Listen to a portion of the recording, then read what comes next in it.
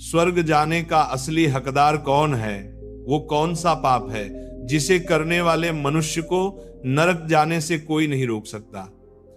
आज एक प्राचीन कथा के माध्यम से हम आपको बताने का प्रयास करेंगे कि पूजा पाठ, दान, धर्म, जप तप आदि करोड़ों पुण्य कर्म करने के बाद भी कुछ मनुष्य नरक में क्यों जाते हैं, तथा अत्यधिक घोर पाप करने पर भी कुछ मनुष्यों को स्वर्ग की प्राप्ति किस पुण्य के कारण मिलती है।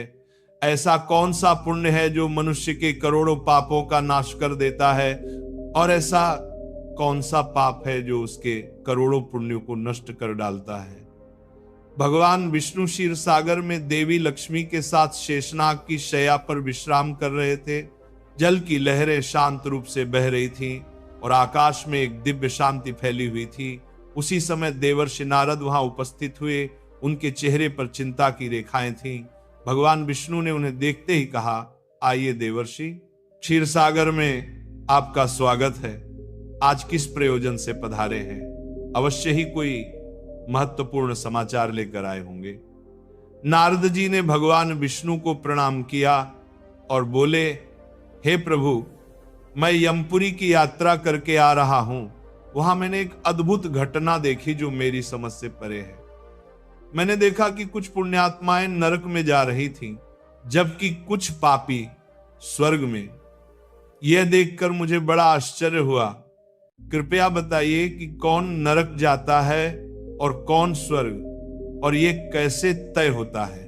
भगवान विष्णु ने नारद की बात सुनकर मुस्कुराते हुए कहा, देवर्षि, संसार में कर्मों का फल मनुष्य के आंतरिक उद्देश्य और विवेक पर निर्भर करता है।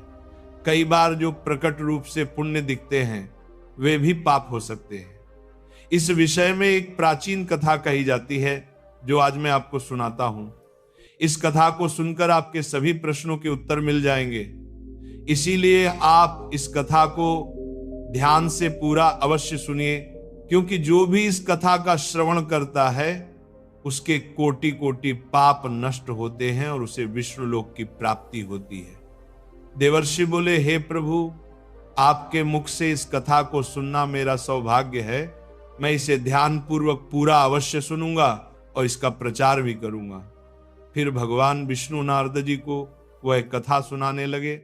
यह कथा अत्यंत ज्ञानवर्धक है। इसमें मनुष्यों द्वारा किए जाने वाले पाप और पुण्य का वर्णन किया गया है तथा उसके आधार पर मिलने वाली सजाओं के बारे में बताया गया है। इसीलिए प्रत्येक मनुष्य को यह कथा ध्यान पूर्वक सुननी चाहिए, क्योंकि आधा अधूरा ज्ञान घातक होता है। तो चलिए आपको सुनाते हैं वो कथा। भगवान विष्णु कहते हैं, हे देवर्षि, पूर्व काल की बात है। मध्य देश के एक नगर में एक ही समय पर 5 मनुष्यों की मृत्यु हो गई। वे सभी मृत्यु के पश्चात यमलोक में पहुंचे। यमलोक पहुंचने पर वहां का दृश्य देखकर वे सभी भयभीत हो गए। उनके अंग अंग कांपने लगे। यमलोक में विशालकाय आकार वाले यमराज सुवर्ण से बने सिंहासन पर विराजमान थे। उनके पास चित्रगुप्त बैठे थे, जिनके पास सभी प्राणियों का लेखा जोखा रखा हुआ था। यम के दूत प्राणियों को आगे धकेल रहे थे। कुछ मनुष्य जोर जोर से विलाप कर रहे थे तो कुछ अत्यंत प्रसन्न होकर चल रहे थे। स्वर्ग के द्वार से सुंदर प्रकाश दिखाई पड़ रहा था, वहीं नरक के द्वार से धधकती हुई अग्नि की ज्वालाएं निकल रही थी। इस भयानक दृश्य को देखकर वे पांचों एक दूसरे से बात करने लगे और अपने अपने पाप पुण्य के विषय में चर्चा करने लगे। उन 5 में से 4 लोगों ने अपने जीवन में बहुत तरनाने के लिए पाप कर्म किए थे और उन्हें एक ज्ञात था कि वे चारों नरक में ही जाने वाले हैं। उन चारों में एक चोर था, दूसरी एक वेश्या, तीसरा एक विद्वान ब्राह्मण और चौथा एक राजा का सैनिक। 5वां व्यक्ति एक धनवान किसान था। वे पांचों अपने अपने कर्मों के फलों को भुगतने के लिए तैयार हो गए। फिर एक एक करके सभी पापी और पुण्य आत्माएं आगे बढ़ने लगी। वे चारों आपस में अपने पाप कर्मों की चर्चा करने लगे। सबसे पहले वो चोर बोलने लगा। उसकी आवाज कांप रही थी और उसके चेहरे पर गहरा पछतावा था। उसने गहरी सांस लेते हुए कहा, भाइयों, मेरा नाम हरिदास है। मैं जानता हूं कि मैंने जीवन भर बहुत पाप किए हैं। मैंने दूसरों का धन चुराया, उन्हें तकलीफ दी और कभी कभी उनका जीवन भी बर्बाद किया। मैं जानता था कि जो मैं कर रहा हूं वह गलत है, परंतु मेरे पास कोई विकल्प नहीं था। परिवार भूखा था, मेरे पास कोई काम नहीं था और हर कोई मुझे दुत्कारता था। मैंने चोरी से जो धन पाया उससे अपने परिवार का पेट भरा, पर अब मुझे इस बात का पछतावा है कि मैंने कितने लोगों को दुख पहुंचाया। अब यमराज मुझे दंड देंगे। मुझे डर है कि मुझे नरक की यातनाएं झेलनी पड़ेंगी। ये कहते हुए हरिदास की आंखों से आंसू बहने लगे, उसकी आवाज थरथराने लगी और चेहरा अपराध बोध से भर गया। इसके बाद कमलिनी, जो एक वेश्या थी, अपनी व्यथा व्यक्त करने लगी। उसकी आवाज में भी दर्द और ग्लानि थी। उसने गहरी उदासी से कहा, मेरा नाम कमलिनी है। मैं जानती हूं कि शास्त्रों के अनुसार जो स्त्री कई पुरुषों से संबंध बनाती है उसे नरक में भेजा जाता है, लेकिन मैंने ये सब जानबूझकर नहीं किया। जब मैं छोटी थी, एक दुष्ट व्यक्ति ने मुझे जबरदस्ती उठा लिया और वेश्या बना दिया। मेरी इच्छा नहीं थी कि मैं ये जीवन जीऊं। मैं चाहती थी कि मैं किसी सम्मानजनक जीवन में होती, लेकिन मेरे पास कोई रास्ता नहीं था। मैंने न चाहते हुए भी वह सब सहा जो मेरे साथ हुआ। अब मुझे नहीं पता कि मेरे इन पापों का क्या होगा। मुझे यह भी नहीं पता कि अगले जन्म में मुझे किस रूप में जन्म लेना पड़ेगा। मैं नरक जाने के लिए तैयार हूं, क्योंकि मैंने जो कुछ किया उसकी कोई माफी नहीं हो सकती।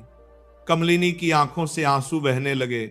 उसकी आत्मा में गहरा दर्द था, मानो वह अपने पूरे जीवन का भार अपने कंधों पर महसूस कर रही हो। उसकी आंखों में वह पीड़ा झलक रही थी जिसे उसने वर्षों तक छिपाए रखा था। फिर सूर्यकेतु, जो राजा का सैनिक था, बोला। उसकी आवाज भारी और उदास थी। उसने दुख भरे स्वर में कहा, भाई, मेरा नाम सूर्यकेतु है। हम चारों में सबसे बड़ा पापी तो मैं ही हूं। मैंने बहुत बड़े बड़े पाप किए हैं। मैं राजा का सिपाही था, इसीलिए लोगों पर जोर जबरदस्ती करता था। मैंने कितनों के प्राण लिए हैं, न जाने कितने मासूम लोगों को सताया है, न जाने कितनों को मेरे हाथ से दंड मिला है। यमराज मुझे कभी क्षमा नहीं करेंगे। मैं निश्चित ही नरक में जाऊंगा, लेकिन मैंने ये सभी पाप जानबूझकर नहीं किए। अपने प्राणों के भय से और परिवार के पालन पोषण के लिए मुझे ये सब करना पड़ा। हमारा राजा जो कहता था उसका पालन हमें करना पड़ता था। राजा के विरुद्ध कोई साधारण मनुष्य कैसे जा सकता है? ये सब करते हुए मुझे अत्यंत दुख भी होता था और मैं जानता था कि ये पाप मुझे नरक की ही प्राप्ति कराएगा, किंतु परिवार मोहवश होकर मैंने ये सब किया। पर पाप तो पाप है, पश्चाताप करने का क्या लाभ? इसके बाद वो विद्वान पंडित बोला, भाइयों, हम चारों में सबसे बड़ा पापी तो मैं हूं। तुम लोगों ने जो पाप किए हैं वे अनजाने में या मजबूरी में किए हैं, पर मैं तो विद्वान था, सब सत्य असत्य जानता था। मुझे धर्म अधर्म का ज्ञान था, परंतु फिर भी मैंने धन के लोभवश पाप किए। शास्त्र कहते हैं, जो सब कुछ जानकर भी पाप करता है वह निश्चित ही नरक में गिरता है। मैंने अपने ज्ञान का दुरुपयोग किया।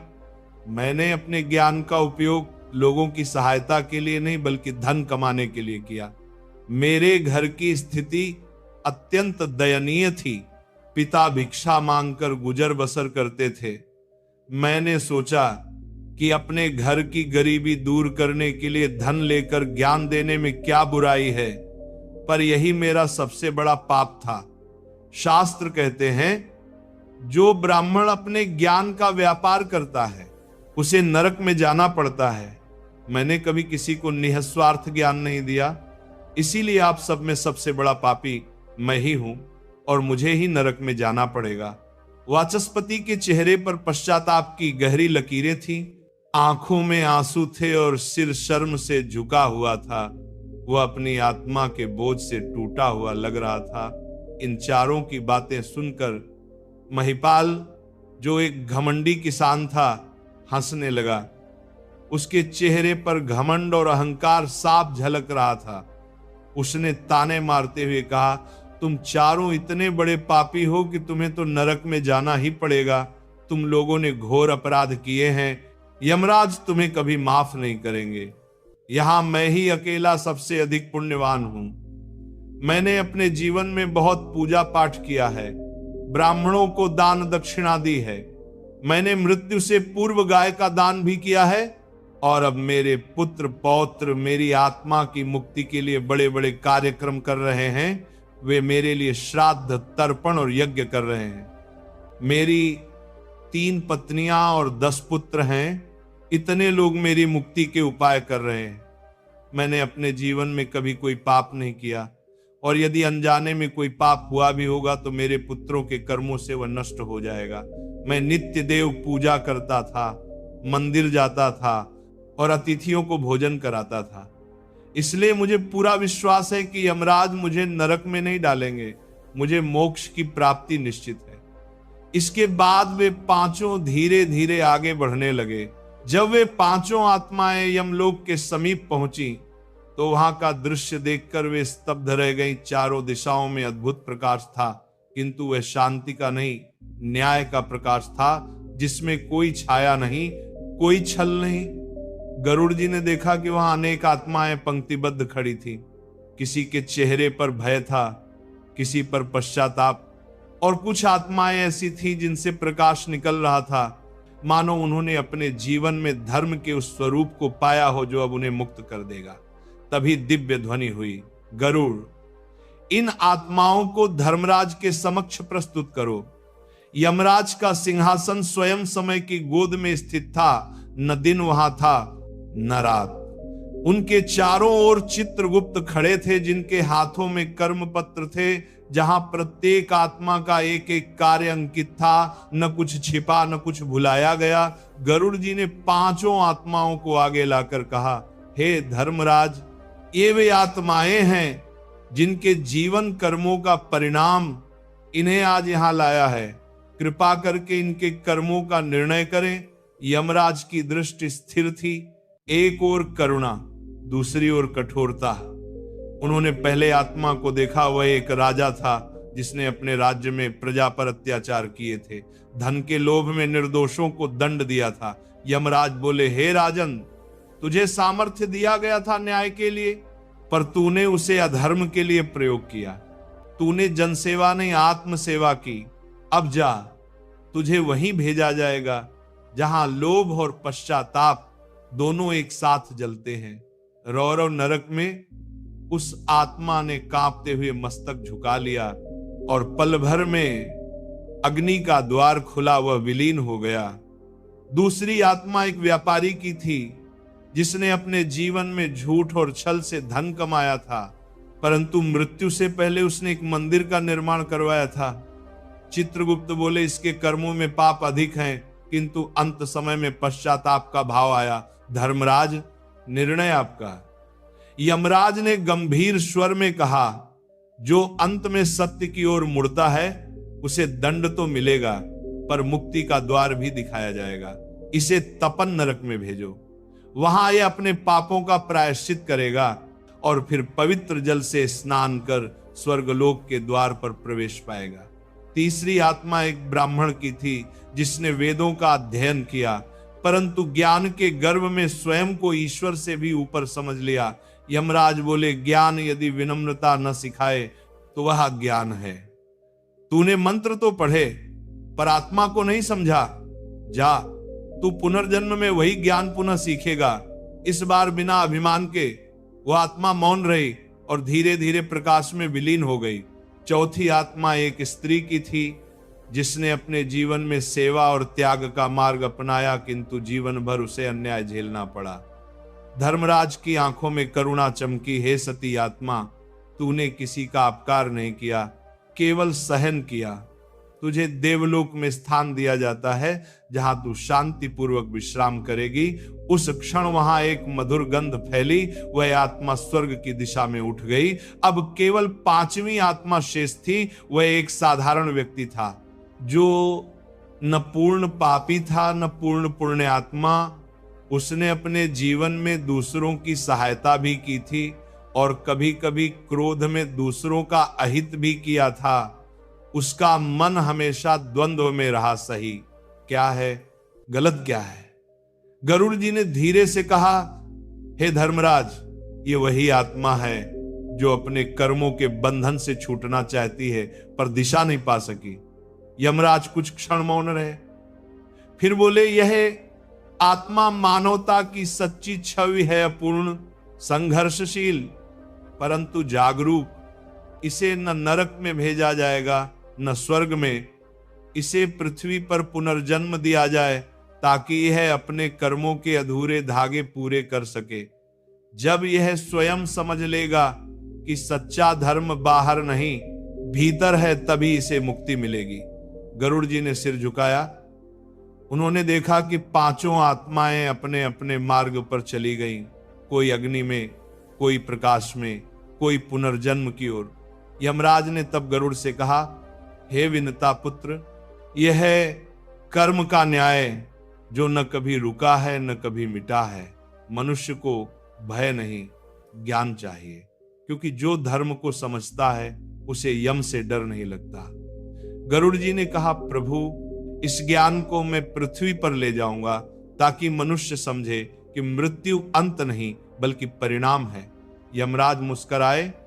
जाओ गरुड़, जो ये कथा सुने या बोले उसका हृदय धर्म की ज्योति से प्रकाशित हो, उसे न मृत्यु का भय सताएगा न अंधकार उसका मार्ग रोकेगा।